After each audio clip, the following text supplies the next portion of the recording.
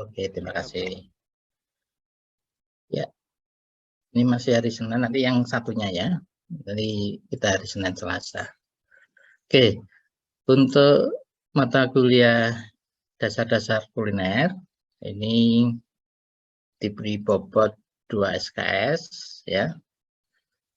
Ada kelas A, kelas B misalnya.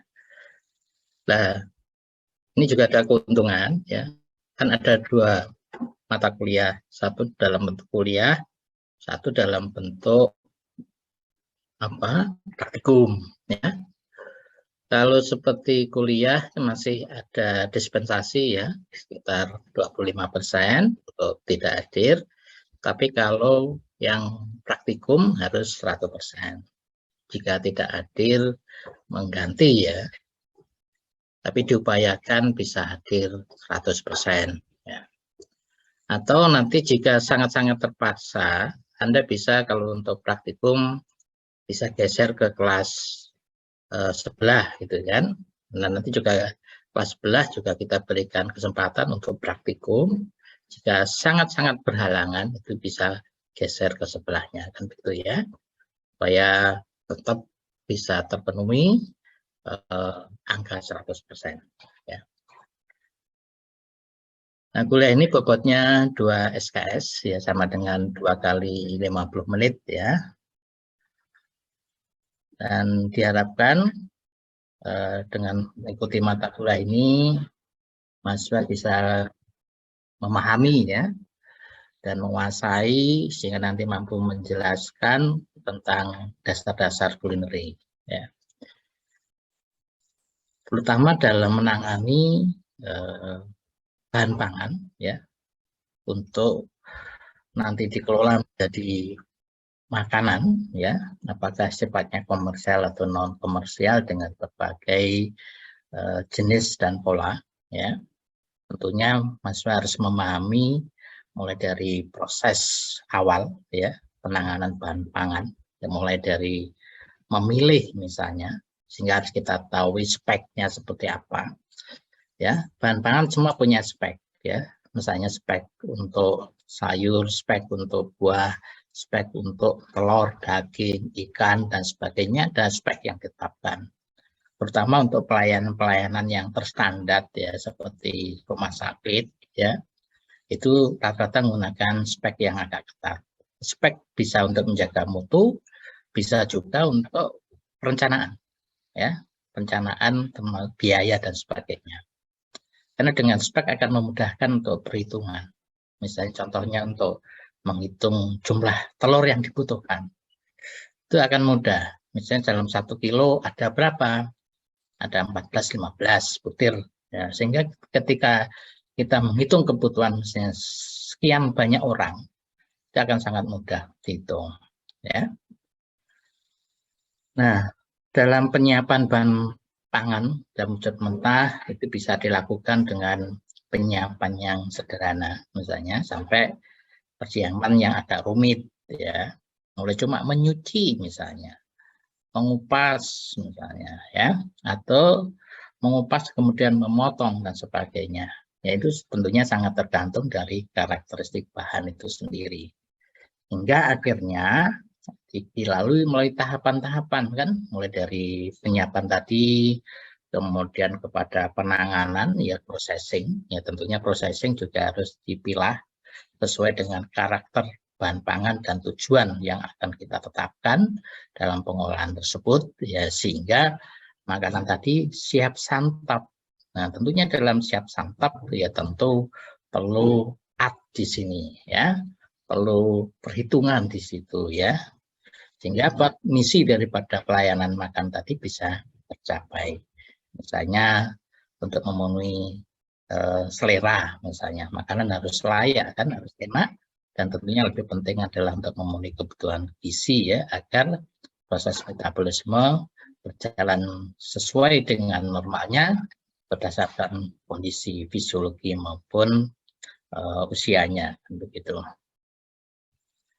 Nah, tentunya dalam penyelenggaraan makan yang akan kita kelola ya, kita persiapkan bisa merupakan pelayan gizi ya, atau pelayanan makanan, ya. Kalau pelayanan gizi biasanya pertimbangan gizi ini menjadi penting untuk diperhatikan. Tapi kalau pelayanan makan biasanya taste itu lebih dominan, ya. Nah, termasuk yang nanti menjadi prioritas dalam pembelajaran ini adalah tentang jenis-jenis makanan yang standar di rumah sakit. Nah, karena diharapkan dasar-dasar kuliner ini nanti akan menunjang SPM, ya, yang nanti paling tidak akan menjadi basic ketika Anda makan di rumah sakit atau di tempat pelayanan makan. Sehingga basic-basic ya, meskipun cuma sedikit SKS itu, tapi cukuplah bisa mewarnai pola pikir Anda, skill Anda, dan sebagainya. Ya, tinggal nanti meningkatkan jam terbangnya. Kuliah ini dilakukan dengan sistem kuliah, ya, kemudian diskusi dan pemberian tugas-tugas secara kelompok, tapi kita bentuk kelompoknya kecil saja. Ya. Nah, kebetulan untuk tim, ini kuliah ini kebetulan sebelumnya diampu oleh Bu Stefani. Bu Stefani kebetulan sekarang sedang tugas belajar, sehingga sementara ini ya karena saya punya kualifikasi di bidang itu, kemudian kami diberi amanah untuk mengampu ini. Ya, ya sebenarnya mata-mata kuliah ini sudah lama saya tidak pegang, ya dulu saya pegang di awal-awal pendirian prodi, tapi sulitnya kita berikan kepada adik-adik ya yang lebih banyak waktu. Nah, yang sudah menjadi anggota tim nanti ada Pak Domi, ya. Nanti kita coba cari dosen muda lain siapa yang interest, ya kita tambahkan. Kemudian juga kita undang expert, ya ini karena lebih banyak terkait dengan Buga. Kami nanti akan minta tolong dosen tamu dari Buga Unesa ya supaya lebih expert gitu kan. Kemudian untuk lebih menyeimbangkan antara teori dan praktek, itu juga kami akan minta tolong dosen tamu dari rumah sakit ya, supaya kita juga bisa mengikuti perkembangan pelayanan di rumah sakit ya, yang mana kita lihat pada akhir-akhir ini cukup pesat ya, dengan adanya perubahan konsep pelayanan makan di rumah sakit yang namanya dapur dulu ada di belakang. Sekarang rumah sakit yang baru dan modern, pelayanan makan itu justru ada di depan. Ya, kalau dulu konsepnya bahan makan rumah sakit itu sebagai unit konsumtif ya dari suatu institusi, misalnya rumah sakit, ya, kan hanya bagian daripada pelayanan makan pasien, ya, yang include dengan biaya perawatan. Tapi dengan konsep yang baru, pelayanan rumah sakit bisa menjadi income generating daripada rumah sakit, karena pelayanan gizi atau pelayanan makan di rumah sakit bisa juga melayani pasien maupun keluarga pasien maupun pengunjung dari rumah sakit itu sendiri. Ya, nah, ini juga menjadi peluang bisnis ya, dan itu juga kita bisa lihat di beberapa rumah sakit ya. Mungkin yang cukup bagus misalnya di PHC ya, Budi Mulia misalnya itu lumayan bagus pola pengelolaannya. Ya termasuk di rumah sakit kita ini, rumah sakit UNER juga di lantai dasar itu juga sudah mulai berkembang ya pelayanan makan. Baik yang sifatnya makanan ringan maupun juga makanan lengkap itu sudah ada ya. Nah, ini contoh-contoh perubahan-perubahan yang terjadi dalam pelayanan makan di rumah sakit yang tidak hanya memberikan pelayanan makan pada pasien atau keluarga pasien, tapi juga pengunjung. Ya. Dan kita bisa lihat sekarang ini sudah ada perubahan psikologis gitu kan. Kalau dulu kalau kita makan di rumah sakit itu takutnya luar biasa.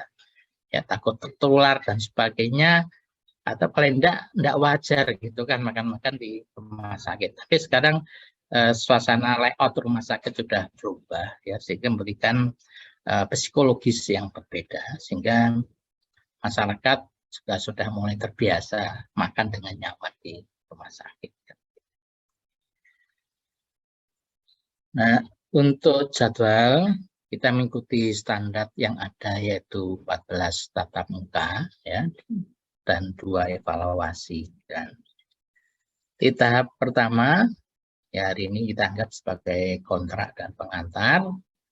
Baru kemudian 3 kali pertemuan kita akan lebih banyak fokus membahas tentang food preparation karena ini menjadi basic daripada culinary ya.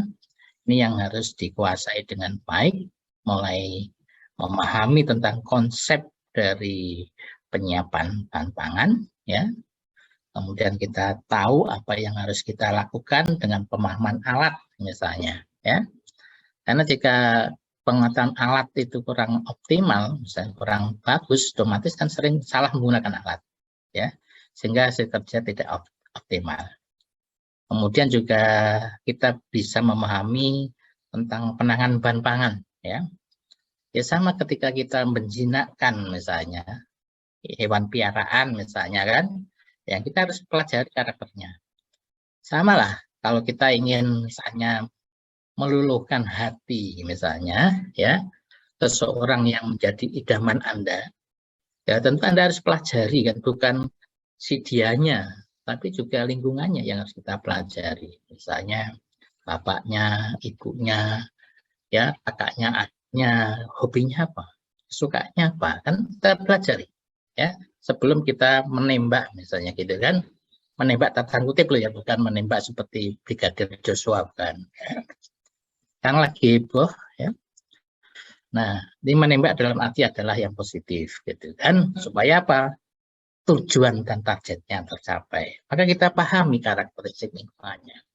Ya misalnya hobinya, atau misalnya makan martabak kayak ya, atau makan misalnya sambal bacanya Bu Rudi dan sebagainya. Nah, ya kita berikan. Nah, dengan memberikan seperti itu berarti kita tahu apa yang dia mau. Sama menangani bahan pangan juga begitu. Kita harus paham karakteristik dari bahan pangan itu. Misalnya apakah ini soft, hard, dan sebagainya. Apakah ini berserat atau tidak berserat, sehingga kita akan tahu mentreatmentnya. Apakah harus misalnya perendaman, apakah harus pengupasan, dan sebagainya. Nah, ini yang harus kita pahami karakteristik dari masing-masing bahan pangan, sehingga kita menentukan apa yang kita akan lakukan. Nah, karakteristik bisa bermacam-macam antar kelompok bahan pangan. Sayuran, buah-buahan, juga berbeda cara motongnya, termasuk daging. Nah, kadang-kadang kan daging itu kok terasa alot gitu kan ketika kita membuat soto misalnya, atau mungkin rawon dan sebagainya. Ini sering dagingnya iat sekali gitu kan.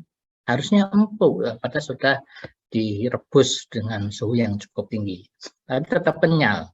Nah, biasanya terjadi karena salah potong. Jadi salah potongnya melawan serat daripada daging itu sendiri kan. Nah, harusnya mengikuti kan begitu. Ya. Nah, mengikuti seperti kita membuat apa nasi kerawu itu kan, daging kerawu itu kan bisa disuir-suir karena motongnya mengikuti seratnya daging. Ya, jadi tidak melawan. Ya. Hingga ketika dipanasi lemaknya meleleh, bisa mudah sekali disuir-suir dengan seperti itu. Ya. Kemudian persiapan untuk unggas, telur. Nah, ini juga kita harus pahami termasuk persiapan dalam pengolahan ikan dan hasil laut ya. Nah, ikan-ikan ini juga penting untuk kita pahami, misalnya ikan air tawar atau ikan laut itu beda sekali ya penanganannya. Ya. Jadi treatmentnya beda. Kan biasanya ikan-ikan ini kan ada aroma amis ya yang disebabkan karena adanya belerang di sini atau amina ya. Nah, bagaimana untuk ikan yang kuat ya sulfurnya atau aminanya itu yang menyebabkan bau amis. Nah, ini tentunya perlu adanya treatment pendahuluan sebelum kita lakukan pengolahan. Sehingga akan diperoleh kualitas dari olahan ikan yang bagus ya. Nah, kemudian untuk melengkapi olahan sesuai dengan Dasar-dasar Nusantara, kita punya kekayaan terhadap bumbu dan rempah, ya. Jadi saking kayanya bangsa kita terhadap bumbu dan rempah, makanya kita dijajah, ya. Jadi penjajahan di muka bumi Indonesia dulu itu salah satunya karena kaya akan rempah-rempah, ya. Dan negara-negara Eropa, negara yang dingin-dingin itu, ya, itu sangat memerlukan banyak rempah-rempah. Nah, salah satu potensi rempah-rempah yang berlimpah, salah satunya adalah di bumi Nusantara, ya. Maka negara-negara penjajah dulu yang mengambil rempah-rempah, apakah pala, kemudian cengkeh, kemudian kunyit, kunir, dan sebagainya, ini dibawa di sana. Dan itu yang membuat mereka kaya, kan begitu, ya. Nah, pada akhir-akhir ini mereka sadar betul bahwa karena banyak kekayaan di bawah sana dan juga menyebabkan berbagai permasalahan di Indonesia, kemiskinan, kebodohan, dan sebagainya, negara-negara penjajah sekarang merasa berhutang budi, ya. Nah, salah satunya berikan kompensasi dalam bentuk dana penelitian. Jadi Nijs-Van-Groten, nah, itu salah satu lembaga yang didirikan yang punya dana abadi, ya, yang dulu salah satu bagian dari VOC, ya. Kemudian memberikan dana-dana riset, ya mungkin mahasiswa bisa mengajukan, ya. Nijs-Van-Groten, tulis Nijs, itu dana dari Belanda, dari Nederland, ya. Itu memberikan dana riset, ya, untuk orang Indonesia, ya, dan itu lebih banyak dibandingkan daripada negara lain, ya, seperti Malaysia, Singapura, kemudian Thailand, kemudian Vietnam. Indonesia paling banyak, ya.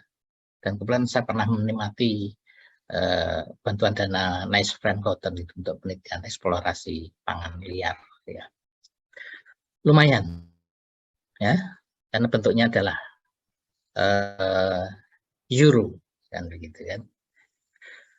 Nah, setelah memahami karakteristik dan penyiapan, ya, kita berikutnya adalah memahami teknik dasar pengolahan, ya.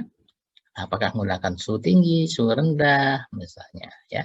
Ini harus kita pahami supaya memperoleh hasil yang optimal, termasuk dalam penyajian, ya. Untuk buah sayur kan kita ingin bukan cuma tumpukan, ya, dari daun-daun dan sebagainya, ya, atau potongan buah dan sebagainya, tapi bisa dibuat seni, yaitu dengan garnish, ya. Nah, Anda bisa lihat, ya, sajian-sajian kuliner dari teman-teman, misalnya boga dan sebagainya, itu menjadi yang simpel menjadi indah itu, ya, karena ada salah satunya kemampuan garnish itu sendiri, ya. Nah, kemudian untuk applied-nya kita coba untuk belajar terkait dengan menu dan hidangan, ya. Jadi hidangan itu tunggal, tapi kalau menu kumpulan dari beberapa hidangan, ya, baik yang terkait dengan pola hidangan Nusantara, kemudian Asia, ya, atau mungkin Eropa, ya, supaya kita bisa memahami, ya, terkait dengan berbagai jenis makanan nih ketika kita ke resto atau mungkin kita ada event internasional dan sebagainya, ya paling enggak ya kita bisa menikmati lah, gitu kan. Syukur kalau itu bisa menjadi inspirasi untuk wirausaha di bidang layanan makan, ya. Nah, tentunya untuk bisa memahami dan lebih memberikan kemanfaatan bukan cuma bisa, ya, tapi juga bisa mengembangkan, ya, terhadap resep-resep atau menu-menu yang ada, ya.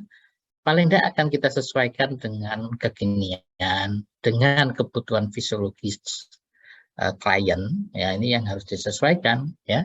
Resep dasarnya ada, tapi ini harus dimodif, gitu kan, supaya lebih memberikan kemanfaatan, karena kadang-kadang enak tapi tidak memberikan kemanfaatan, misalnya karena kadar tertentu lebih tinggi, ya ini menjadi masalah, kan, gitu kan. Ya, ini pentingnya memahami konsep standar menu atau resep, kemudian kita bisa untuk mengembangkan. Ya, mengembangkan bisa melakukan substitusi, bisa melakukan komplementer, misalnya itu bisa dilakukan. Ya, nah pentingnya untuk kreativitas. Kemudian untuk lebih memahami dan mempraktekkan pada diri kita untuk bisa melakukan penyajian makanan dengan baik, ya kita belajar table manner, ya table manner. Yang insya Allah nanti untuk table manner kita akan gabungkan dengan praktikumnya ini dalam bentuk pelatihan, ya. Dan kita akan bermitra dengan mungkin salah satu hotel yang mungkin bintang 3 atau bintang 4 lah, gitu kan. Mungkin di dalam atau di luar kota nanti kita diskusikan dengan para asisten untuk ditetapkan di mana. Sehingga dengan table manner paling tidak nanti dikemas dalam bentuk semacam pelatihan sehingga nanti bisa diakhiri dengan pemberian sertifikat, ya, supaya ada tambahan track, ya. Mahasiswa gizi punya beberapa sertifikat, ya. Oke, itu untuk penilaian kita gunakan 30-30-10, ya. 30 untuk porsi PS, ada 30 untuk porsi UAS, kemudian 30 untuk porsi tugas, dan 10% untuk soft skill, ya. Mungkin itu untuk terkait dengan penjadwalan dan metode evaluasi. Barangkali ada usulan, silahkan.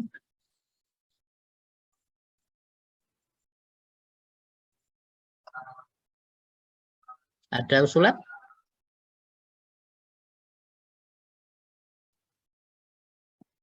Prof, mohon maaf, ada titipan dari kelas B, katanya hari ini Prof ada jadwal di kelas mereka juga.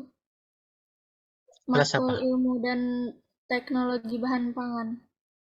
Bukan besok, ya? Kalau yang di kelas A besok, tapi di kelas B hari ini, Prof. Oh ya? Iya. Hehehe. Ya, saya nggak jadwal gimana ya? Nah, orangnya sama ya. Nah, hari ini ya, saya kira besok hari Rabu dan Kamis. Jadwal coba. Ya udah, yang penting yang terjadwal dulu lah, ya. Karena Iya. kita kan kuliah pertama jadi masih darurat dan hampir semua kuliah itu tumpang tindih, apalagi pengajarnya gizi terbatas, ya. Saya justru pengen mahasiswa gizi protes gitu loh, ya, protes ke dekan, ya, terkait dengan banyaknya dosen yang kosong. Nah, termasuk mencatat saya seneng, Pak Anies sering kosong, sebaiknya nggak ngajar. Wah, terima kasih saya. Ya, terima kasih saya. Sama mahasiswa saya diberikan penilaian sering bolos, wah senang, ya. Nah, saya ada alasan untuk tidak ngajar, gitu kan. Karena memang kasihan dosen gizi yang sekarang ini jumlahnya sedikit, ya. Karena yang tugas belajar banyak, tapi banyak yang belum pulang, ya. Sehingga skenario untuk eh, keluar masuk agak gagal, gitu kan. Ya, di skenario harusnya yang pulang, tapi ternyata belum pulang-pulang, gitu kan. Nah, ini mungkin menjadi PR, ya. Sehingga keseimbangan tenaga staf di gizi ini kondisinya darurat, gitu kan. Minus, ya. Jadi kalau pas saat sawit, ya nanti ngomong kencang aja enggak apa-apa, ya. Justru kalau mahasiswa ngomong kencang itu nanti akan lebih diperhatikan daripada kita dosen yang ngomong, gitu kan. Karena mahasiswa kan sebagai customer gitu ya, istilahnya kan begitu. Oke, terima kasih.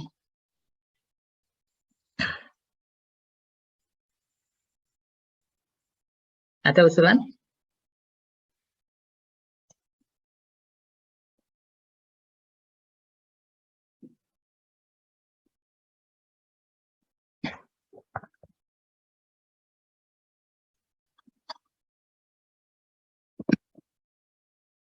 Ada yang diusulkan? Cukup? Cukup, Prof. Ya, cukup. Ya, mudah-mudahan nanti tidak seperti ini ya. Nah, setuju enggak dengan ini? Setuju, Prof. Ya, apalagi kalau kelasnya online gitu kan. Nah, ini interaksinya akan kurang.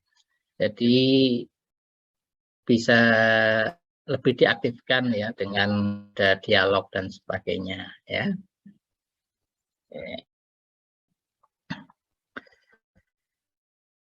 Kecuali kalau kuliah luring kan enak, kita langsung berhadapan, kemudian kita bisa menunjuk dan sebagainya, ayo dan sebagainya secara langsung ya. Kalau gini kan kita agak sulit ya, karena keterbatasan sudut pandang ini agak susah untuk berinteraksi aktif untuk pada semuanya kan begitu. Oke, jadi mudah-mudahan nanti sekarang timnya ada ya. Nah, ini yang kita sampaikan tadi bahwa dalam membahas gizi kuliner ini ya, diharapkan nanti bisa lebih memahami ya, mulai dari penanganan bahan pangan itu mulai dari awal. Tentunya sebagai media belajar kita juga perlu mengenal sejarah ya. Dengan belajar sejarah kita akan lebih ya menjadi wise ya, jadi bijak dan lebih biasa menghargai karya-karya orang terdahulu, termasuk nenek moyang kita yang sangat pintar dalam mencipta menu-menu Nusantara ya, termasuk mengembangkan teknologi pengolahan ya. Kebetulan orasi saya terkait dengan itu ya, jadi pengembangan pangan lokal dan juga teknologi-teknologi sederhana yang dikembangkan oleh nenek moyang, dan itu kita bisa adopsi ya menjadi kekinian ya, dengan mengkawinkan antara teknologi tradisional dengan teknologi kekinian, itu dikawinkan ya, sehingga bisa menghasilkan bentuk makanan yang paling tidak mengikuti kondisi yang ada saat ini, dan lebih penting lagi adalah lebih membidik ya target gizi yang dibutuhkan kan gitu. Konsep makanan sekarang ini kan bukan hanya mengejar taste ya, tapi juga safe dan gizi di situ. Itu sudah mengglobal sekarang ini. Makanya makan makanan yang tidak sehat, ya, enak atau tidak lezat, itu bergeser ke negara berkembang. Ya, di negara-negara maju sekarang lebih makanannya lebih ke arah healthy. Sekarang makanan yang kurang healthy itu justru didorong di negara berkembang, kan begitu. Nah, diharapkan nanti mahasiswa bisa memahami terkait dengan sejarah ya, kita harus belajar sejarah tentang sejarah kulineri ya, kemudian bisa memahami terkait dengan dasar atau metode pengolahan, kemudian termasuk pengembangan resep dan menunya ya, terutama menu-menu dalam pelayanan makan di institusi ya, termasuk rumah sakit, dan diharapkan nanti bisa dipraktekkan ya di dalam kuliah praktikum ya. Nah, paling tidak kalau di kuliah itu lebih banyak ke aspek teori aja ya, nanti kita akan koreksi ini beberapa deskripsi mata kuliah ini. Ini deskripsi yang masih lama ya, nanti kami coba untuk diskusikan untuk lebih konsisten mana itu kuliah, mana praktikum yang begitu. Nah, diharapkan dengan kuliah ini ya mahasiswa bisa kuat ya pemahaman tentang dasar-dasar kulineri ya. Jadi meskipun kadang membosankan ya, ya mohon ini dipahami betul ya, karena ini menjadi basic ya, basic yang nantinya akan menjadi landasan untuk mata kuliah berikutnya ya. Dinikmati sajalah ya. Yang basic-basic itu memang kadang-kadang agak membosankan, tapi itu sangat penting untuk membangkitkan ya inspirasi, kemudian spontanitas kita, itu akan muncul dari kekuatan pengetahuan yang sifatnya basic. Ya. Karena pemahaman basic itu akan lebih mudah, relevan dengan kondisi apapun daripada pengetahuan yang sifatnya advance. Misalnya.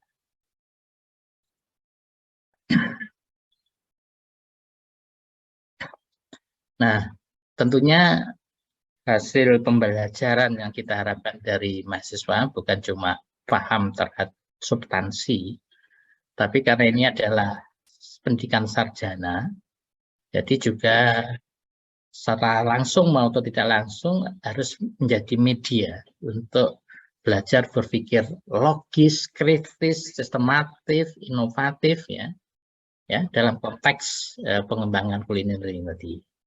Itu yang kita harapkan sehingga ini yang akan menjadi pembeda ya, mahasiswa S1 dengan mahasiswa diploma. Ya. Kalau mahasiswa diploma yang penting adalah skillnya. Ya. Jadi Anda bisa diajari, langsung bisa praktek, sudah enough gitu situ. Tapi kalau mahasiswa S1 enggak, ya. Ketika dipelajari harus mikir di sini, ya, kemampuan logisnya, daya kritisnya, menyampaikan dengan sistematis, terus membuat inovasi-inovasi dari kejenuhan yang ada. Jadi diharapkan ada pengembangan di situ, ya. Jadi sikap logis, kritis, sistematis, inovatif ini harus dikembangkan. Salah satunya dengan mata kuliah gizi kuliner ini. Itu akan menjadi pembeda ya antara diploma dengan sarjana. Ya karena sarjana lebih disiapkan kan menjadi manajer. Jadi kemampuan soft skill seperti logis, kritis, sistematis, inovatif itu harus kuat di situ. Ya. Ya tentunya dalam menerapkan keilmuan tetap harus berlandasan pada ilmu yang benar. Ya karena itu dasar-dasar ilmu itu tolong dikuasai dengan baik, meskipun kadang-kadang membosankan. Ya seperti memahami dasar ilmu gizi misalnya, itu kan juga bosan gitu kan. Belajar gizi makro, gizi mikro, belajar metabolis dan sebagainya, ya kadang-kadang membosankan. Tapi itu sangat penting. Ya, Anda akan merasakan manfaatnya ketika pasca kampus dan Anda dihadapkan pada kondisi-kondisi yang Anda tidak pernah mengalami. Ya, itu akan muncul ya dengan sendirinya. Oke, itu kita harapkan seperti itu. Untuk referensi, ya Anda bisa menggunakan 1-2 itu, tapi juga lainnya silahkan. Ya, kami tidak menetapkan misalnya, tapi kami memberikan kebebasan. Yang penting Anda paham bahwa referensi tadi ini bisa menjadi wahana untuk memperluas wawasan Anda dengan berpijak yang benar. Ya, makanya referensi harus jelas. Ya, jangan mengambil dari konten-konten YouTube. Ya, itu kan kebenarannya nggak jelas. Kan ke siapa itu yang bicara itu kan belum tentu pakarnya. Tapi kalau buku itu cenderung yang bicara adalah pakarnya, ya. Dan buku pun juga harus dilihat ya, termasuk jurnal. Jurnal kita lihat jurnalnya itu berreputasi atau tidak, itu juga akan mempengaruhi kualitasnya. Jangan terlalu tergoda dengan kesimpulan, ya, tanpa melihat metode yang ada. Kesimpulan nggak ada berarti kalau metodenya salah. Itu yang harus dipahami, ya. Dan banyak jurnal-jurnal sampah juga banyak, ya. Buku-buku sampah juga banyak. Karena apa? Cara atau metodenya tidak benar. Oke, berharap ini ya mahasiswa bisa lebih proaktif, ya. Ya kalau aktif kan juga nyenangkan yang ajar ya, apalagi nanti dengan dosen luar, dimohon lebih aktif ya dan dimanfaatkan beliaunya, dieksplorasi lebih lanjut ya supaya yang ngajar juga enak ya, terutama dari teman-teman dari rumah sakit nantinya atau praktisi yang lain itu bisa menjadi lebih senang kalau mengajar. Tapi kalau mengajar dengan tembok itu kan membosankan karena apa yang diajak diam. Ya.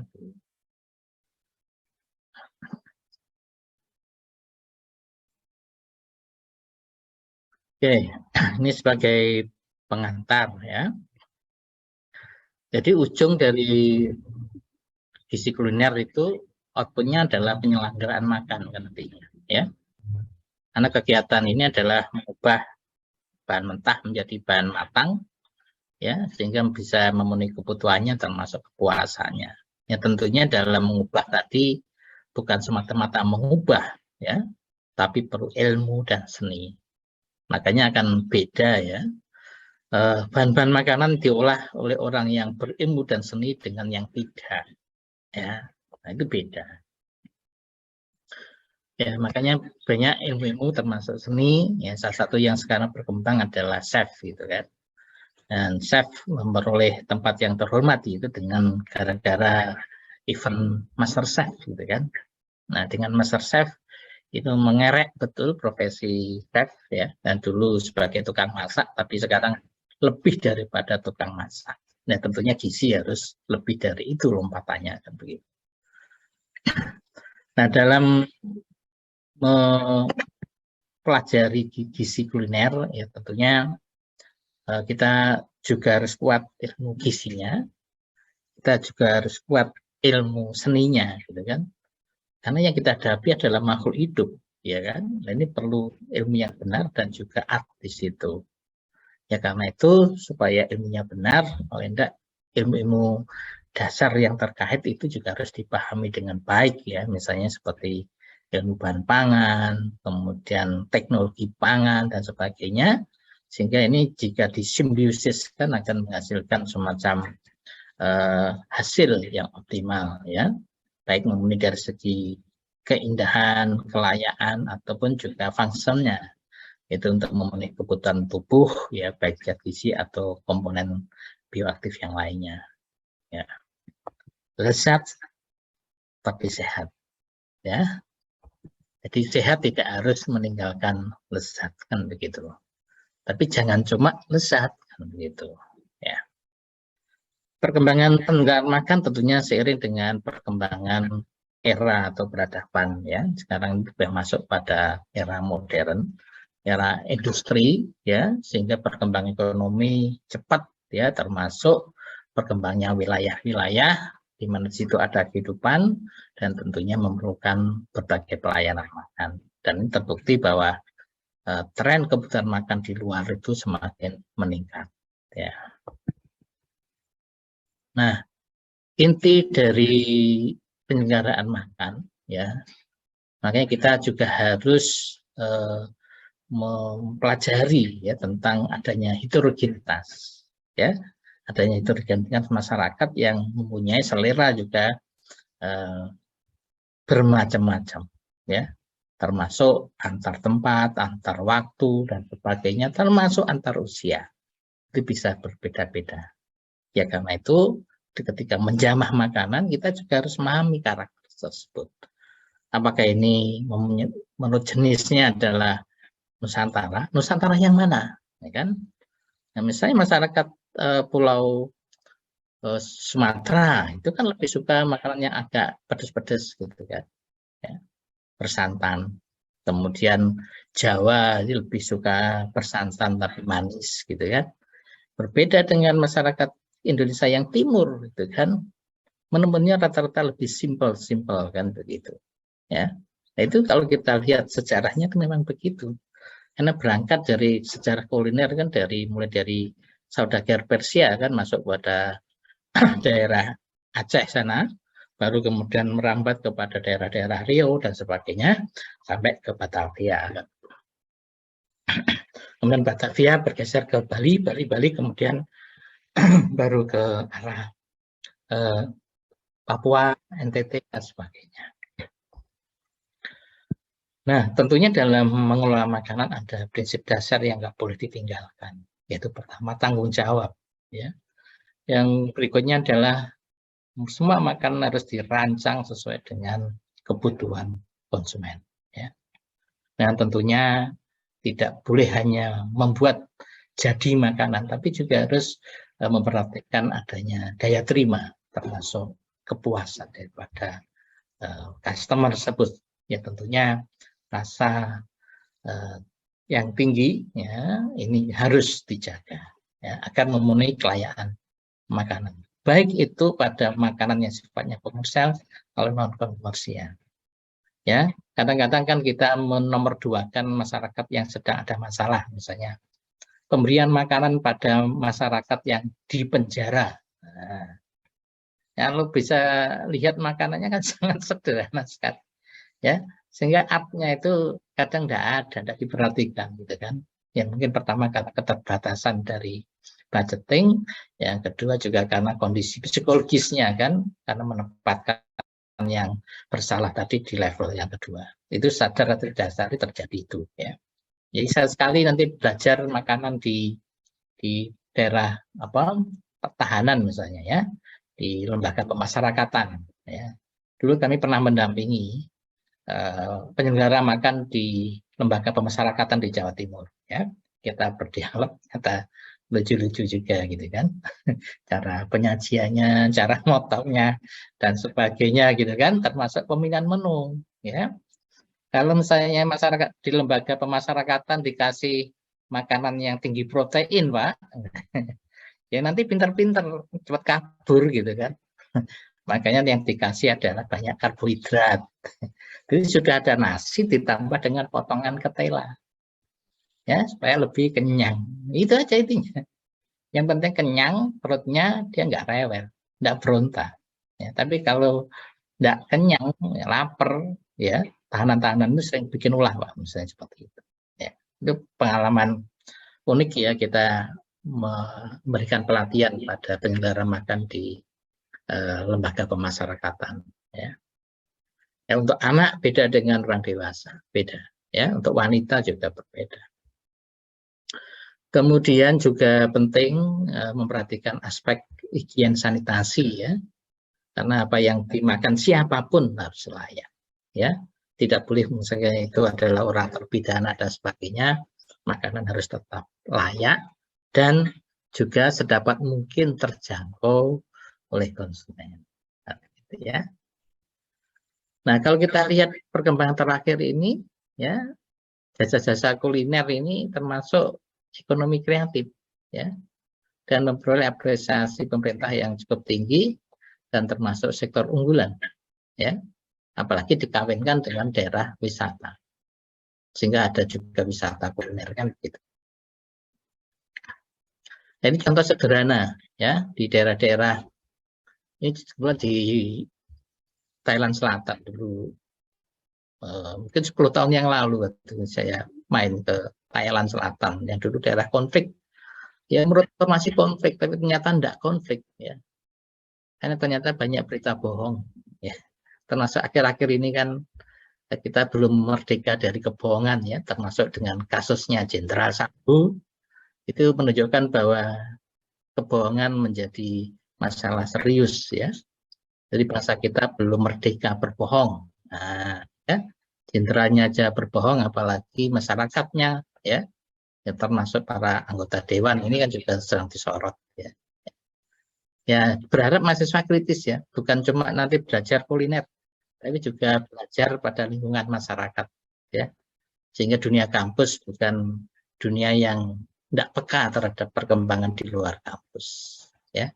Saya lihat mahasiswa sekarang sudah mulai ternina bubukkan, ya, dengan kenikmatan kampus, ya, dengan berbagai mainannya dan kurang peka terhadap situasi di luar kampus. Itu yang kelihatan nampak, ya.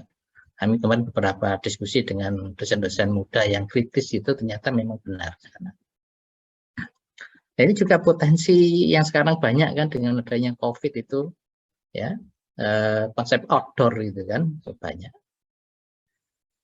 Pelayanan institusi seperti asrama, kemudian sekolah, kampus, ini juga menjadi peluang yang luar biasa. Nah, ini di Malaysia ini tahun 2009, ya, berarti sudah 13 tahun yang lalu seperti ini kondisinya. Nah, makanya FKM sampai sekarang belum seperti ini. Nah, ini juga menjadi tantangan kita, gitu kan. Ya, kadang-kadang kita malu, gitu kan, punya prodi gizi, tapi tidak bisa memberikan sumbangsih yang signifikan lah ya terhadap pelayanan makan yang ada di sekitar kampus. Gitu. Itu harusnya kita malu, gitu kan? Tapi sekarang budaya malu juga sudah mulai berkurang, gitu kan? Karena lebih berkembang dengan budaya berbohong. Gitu. Nah, kuliner dengan art yang tinggi, nah, ini sekarang menjadi ladang wirausaha yang luar biasa, ya. Apalagi pasca COVID ini kan sudah mulai banyak acara-acara seremoni kan. Dan kuliner itu menjadi utama. Makanya kalau orang hajatan, kalau makanannya tidak enak kan pasti ngomel, gitu kan. Nah, ini jadi peluang pasar yang luar biasa, menggabungkan antara tadi ilmu kulinernya dengan artnya, gitu kan. Nah, sekarang banyak sekali ya, model-model atau bentuk-bentuk yang sangat cantik, gitu kan, sangat elegan. Termasuk yang sederhana pun jika disajikan dengan seni, ya, makan-makan yang di show ini kan. Nah, ini makanan desa-desa ini kan ya mulai seperti apa jenang ya, kemudian tiwul dan sebagainya. Jika disajikan dengan kuliner yang bagus, ya hasilnya juga bagus. Ya, ini contoh yang model-model kafe kan sekarang modelnya seperti ini kan. Ini yang western, ini yang lokal atau nusantara gitu kan. Ya kalau di fight kan ya menang sebenarnya kita ini kan lebih sehat di sini kan. Lebih murah yang jelas ya kan. Ini kan di atas 100 gitu kan yang sini. Ini kan masih di bawah 100, sekitar 50-60 kan sudah sangat bagus ya. Dan tidak membosankan. Nah, hebatnya makanan Nusantara kita itu tidak mudah membosan. Tapi kalau makannya sebelah ini kan sering, kalau satu enak, dua agak enak, kalau tiga sudah tidak enak gitu kan. Tapi kalau makanan tradisional kita ini karena beragam ya, jenis bahan pangannya, bumbunya beragam sehingga lebih tidak membosankan. Termasuk misalnya nasi goreng aja. Ya, nasi goreng ini kan favorit gitu kan, apalagi dimakan menjelang sore, apalagi hujan dan sebagainya, apalagi ada temannya banyak ini. Ada telur, ada sate, ada kerupuk. Nah, ini juga menjadi andalan dan tidak membosankan. Beda dengan seperti ini misalnya. Ini enak gitu kan, tapi kalau dimakan beberapa kali sudah boring, sudah bosan. Ya, ya di samping bosan juga kantongnya juga lumayan gitu kan. Kalau untuk ukuran Indonesia ya, yang nilai rupiahnya jatuh terus gitu kan dibandingkan dolar atau mungkin. Nah, ini juga menjadi contoh yang bagus beberapa teman yang menangkap peluang ya pelayanan makan pada saat isolasi mandiri. Ya dulu kan sangat takut sekali, banyak mati karena pelayanan makan yang tidak optimal, karena makanannya apa adanya. Padahal harusnya membutuhkan apa-apa yang ada kan gitu kan. Karena pada saat itu diperlukan untuk stimulasi imunitas dan sebagainya. Nah, ini menjadi peluang pasar dan sebagainya. Nah, potensi luar pangan kita itu luar biasa. Gitu. Makanya harus kita pelajari karakteristiknya. Ya kita angkat keunggulannya untuk menjadi suatu produk olahan makanan. Ya. Ini mari kita ajak pelajari bahan pangan itu sendiri dengan baik dan kita wujudkan dalam karya nyata. Ya. Dan alhamdulillah saya berusaha untuk memberikan contoh. Ya. Saya sekarang ini mengembangkan berbagai olahan dari ikan, kita olah. Kemudian dari umbi-umbian juga kita olah. Ya, kemudian kita sekarang mencoba untuk mengolah sayur dan buah. Ya. Kita olah wujudnya dalam wujud lain sehingga tidak ada halangan terkait dengan waktu dan sebagainya dan penggunaan dengan era yang sekarang ini yang untuk kepraktisan. Ya. Jadi jadikan inspirasi potensi-potensi ini. Dengan memahami karakteristiknya, kita bisa lakukan eksekusi. Ya. Ada pertanyaan sampai sekarang?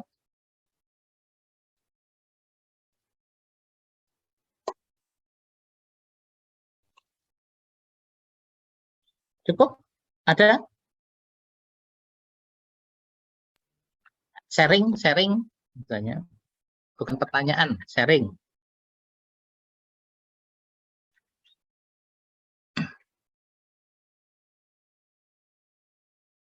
Belum ada? Belum ada, Bro. Oke, ya. Ya mudah-mudahan tidak seperti ini loh ya. Ya.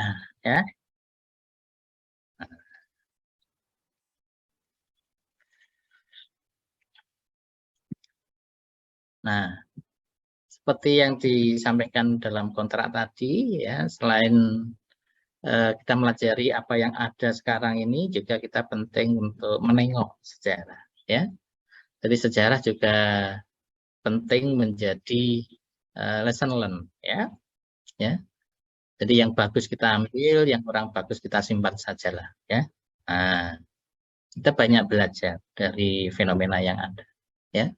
Ini kita lihat bahwa sajian di sini kan semua hasil dapur, gitu kan. Kalau dapur itu konotasinya positif, ya. Tapi kalau sudah ditambahmu, ya, dapurmu, nah itu jelek, ya kan. Kalau ditambah dengan kita, bagus dapur kita, gitu kan. Nah sekarang kan banyak kan kafe-kafe atau mungkin outlet yang tulisannya dapur kita, ya. Tapi tidak ada yang tulisannya dapurmu, itu tidak ada. Ya kalau di masyarakat Jawa dapurmu itu kan sama dengan kata-kata keras gitu kan. Nah, dapurmu gitu kan. Kata-kata yang tidak menyenangkan gitu kan. Tapi konteks dapur itu bagus, ya. Bahkan di negara maju dapur itu menjadi tempat yang penting gitu kan. Ya karena disitulah tempat utama rumah itu di dapur gitu kan. Nah kita lihat di sini gizi kuliner itu adalah perpaduan antara ilmu gizi dan ilmu bahan pangan plus seni, ya. Nah ini seni, ya maka mahasiswa gizi harus belajar seni, ya. Jangan cuma baca buku jadi kutu buku, ya. Bangkitkan seni Anda, ya. Mau seni rupa, seni musik, seni tari, silahkan. Ini bisa melatih hati kita gitu kan. Nah, nanti jiwa seni kita bisa kita mainkan di dalam ya kulineri dan sebagainya, itu bisa. Style-style itu akan muncul spontanitas, ya. Ya saya mencoba membangkitkan seni gitu kan, ya. Ya karena seni musik ya saya pilih musik misalnya seperti itu. Ya. Itu juga seni gambar seneng, gitu kan. Nah, dari tujuan penyelenggaraan kuliner itu intinya kan makan itu dari mentah menjadi siap disantap, kan begitu kan. Nah tentunya bukan cuma selesai di cita rasa, tapi ada misi yang lain, yaitu harus menjadikan yang mengkonsumsi menjadi sehat, bukan sakit. Nah ini paradigma ini yang harus dikembangkan sekarang, ya. Lezat tidak boleh merupakan sehat, kan begitu. Ya ini pentingnya kita mengembangkan konsep-konsep, ya, memodif, mau substitusi maupun komplementer, itu yang kita harapkan sekarang. Ya, jadi makanan bukan cuma sumber kelezatan, tapi juga sumber kesehatan. Ya, dulu juga penting kita tengok, ya. Sekarang pengolahan gandum dulu kan sederhana, cuma dipecah-pecah gitu, ditumbuk-tumbuk, bukan dihaluskan, begitu kan. Nah sekarang trennya kembali ke yang ditumbuk, makanya ada gandum pecah. Nah, roti dengan gandum pecah lebih mahal sekarang dibandingkan dengan terigu. Ya, karena konsepnya sudah mulai bergeser. Ya, nah, ya karena itu belajarlah sejarah, ya. Mulai yang simpel, misalnya prasejarah, kemudian pada masa-masa yang berbudaya, di mana pada saat ini manusia sudah mulai menanam, ya, beternak dan sebagainya, kemudian mengolah, ya, mengolah. Bukan cuma mengumpulkan, memetik dan sebagainya. Kan zaman dulu kan cuma memetik, ya, hanya menangkap, tapi sekarang sudah naik menjadi berbudaya, ya, karena punya pengetahuan. Ya. Nah, kemudian tingkat peradaban berkembang sesuai dengan kondisinya, ya, ada yang berkembang cepat, ada yang lambat dan sebagainya dengan berbagai keunikan. Makanya ada pola Western, pola Asia, kan, pola Nusantara. itu ada sesuai dengan perkembangan peradabannya. Ya, nah termasuk pada masa-masa kerajaan, ya kuliner juga berkembang luar biasa, ya terutama untuk menyiapkan makanan terbaik untuk para raja, ratu dan sebagainya, termasuk bangsawan, baik dalam suasana harian maupun pada saat pesta-pesta atau upacara. Ini mau nggak mau juga mendorong perkembangannya kuliner. Ya. Nah, tapi kadang-kadang peradaban ada hambatan dengan masa penjajahan, ya. Nah, penjajahan juga ada baiknya, terjadi interaksi antara pola makan, ya, dari penjajah dengan yang dijajah, gitu kan. Sehingga ada perkawinan antara makanan barat dengan makanan Nusantara. Itu ada. Ya. Masa Belanda. Otomatis kan banyak nuansa-nuansa makan Belanda yang diintroduksikan kepada masyarakat. Tapi sayangnya ada doktrin-doktrin yang kurang bagus ya pada masa Belanda. Ya, contohnya adalah masyarakat kita ada kutip daging tidak sehat, ya, susu hanya untuk anak. Itu adalah doktrin-doktrin penjajah, gitu kan. Supaya bangsa kita tidak pintar, tidak tumbuh dengan bagus. Ya, di doktrin itu doktrin penjajah. Jangan makan daging, jangan makan susu, itu doktrin penjajah. Ya, kita makan nasi yang banyak, ya, singkong dan sebagainya, makanya kita dikatakan anak singkong, gitu kan. Ya, daging itu hanya untuk bangsa penjajah, ya termasuk saat Jepang, ya, ya saat merdeka tentu akan berbeda, ya. Jadi lebih ada kebebasan dalam mengembangkan, ya termasuk yang dilakukan di pelayanan hotel dan sebagainya.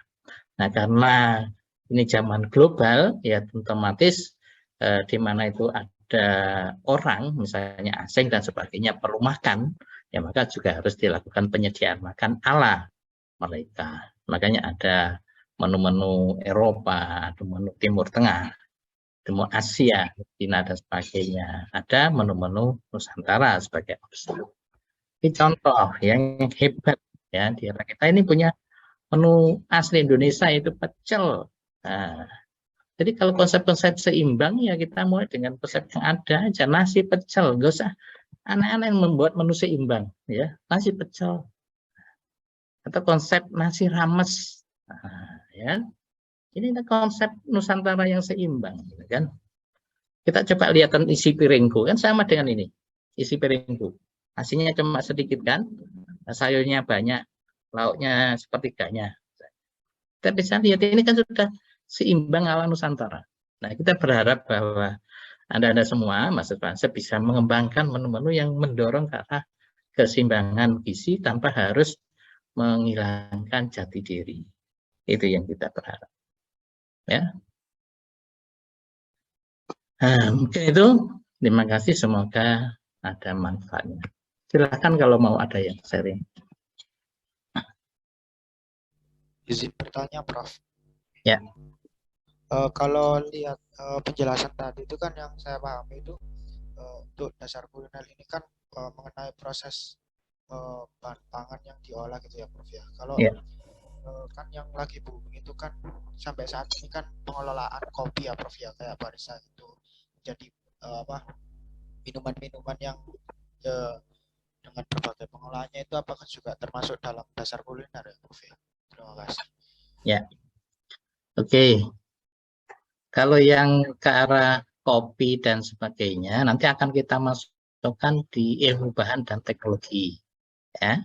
Di ilmu bahan dan teknologi itu nanti ada bahasan terkait dengan bahan penyegar. Jadi bahan penyegar itu ada teh, kopi, coklat. Ya. Nah, berikut memahami karakteristiknya dan cara memanfaatkannya. Nah, nanti mungkin satu saat kita undang misalnya teman-teman kita yang menekuni kopi, ya, ini misalnya bagus, menekuni teh dan sebagainya. Beberapa waktu lalu saya main di Walini. Walini kan teh terbaiknya di Indonesia. Ya. Kami datang di PTP 15, ya, di daerah Jawa Barat sana, dan pengolahnya juga di daerah Bandung, misalnya. Itu ya simpel sebenarnya. Kalau mau makan boleh seperti itu, ya. Kita belajar teh. Nah, Nanti kalau belajar kopi, misalnya ke PTP itu aja di Jember, itu ada pusat penelitian teh apa kopi dan coklat. Nanti Anda bisa magang di sana, bisa. Kita ingin menekuni kopi dan coklat misalnya. Ya. Jadi lebih ke arah mata kuliah ilmu bahan pangan dan teknologi untuk hari besok ya. Ada. Nanti masuk bahasan khusus tentang kelompok bahan penyegar. Ya, teh, kopi, coklat. Baik, Prof. Terima kasih. Ya. Pengen jadi anu toh, kopi. Ngelola kopi. Pengen buka usahanya sih, Prof. Cuma bikin yang beda. Oke. Selama ini kan yang dilihat kan kalau di perusahaan apa kafe-kafe itu kan yang menyajikan itu kan orang-orang biasa ya. Kita itu yang aku pengen itu modelnya itu yang beda. Jadi yang menyajikan itu dari disabilitasnya sendiri gitu, Prof. Manfaatan. Ya. Sebenarnya banyak yang bisa kita lakukan ya dengan apa konsep-konsep minuman penyegar ya, entah kopi, teh. Kebetulan yang kami lakukan adalah ini di Rumah Inovasi mengolah kulit coklat, ya. Kulit coklat ari, ya, kronolo, yang tebal sama yang arinya kami padukan menjadi semacam teh itu yang aroma coklat, rasa coklat, ya, khasiat teh. Dan sudah kami buktikan ya itu sebagai pelancar darah ya, kekentalan darah sama penurun kolesterol, dan kami sudah buktikan di percobaan tikus. Jadi kalau bisa produk-produk mahasiswa gizi berbasis apa PKM-nya gitu misalnya. Jadi kalau ingin tertarik tadi menekuni kopi, teh dan sebagainya, masukkan PKM. Ya, apakah PKM kewirausahaan atau PKM ilmiah misalnya. Nah, itu akan jadi dasar nanti untuk pengembangan produkmu. Nanti kalau sudah jadi bagus, ikut ini program startup. Ya. Jadi kalau bisa kita usaha tanpa harus mengeluarkan kocek sendiri. Ya, jangan sampai mengganggu koceknya sendiri. Dan itu akan mengurangi risiko gagal. Ya. Kebetulan kami alami, saya merintis Rumah Inovasi itu juga tidak menggunakan uang gaji, tidak. Kami gunakan dana-dana riset yang ada, ya, dana-dana kerjasama dan sebagainya, sehingga tidak terlalu mengganggu ekonomi yang sehari-hari, ya, sehingga kita lebih banyak melakukan eksplorasi. Ya insya Allah lah, paling tidak tahun depan sudah memenuhi hasilnya. Kalau ingin berusaha 3-4 tahun itu harus berpuasa dulu lah, ya. Jadi ketika sudah 4-5 tahun, insya Allah akan menerima buahnya, kan gitu. Ya. Oke, ada lagi?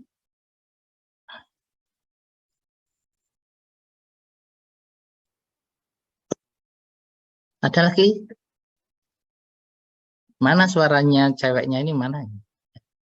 Yang ngomong cuma Muhammad Saibuddin. Dan populasinya banyak ceweknya ini ya.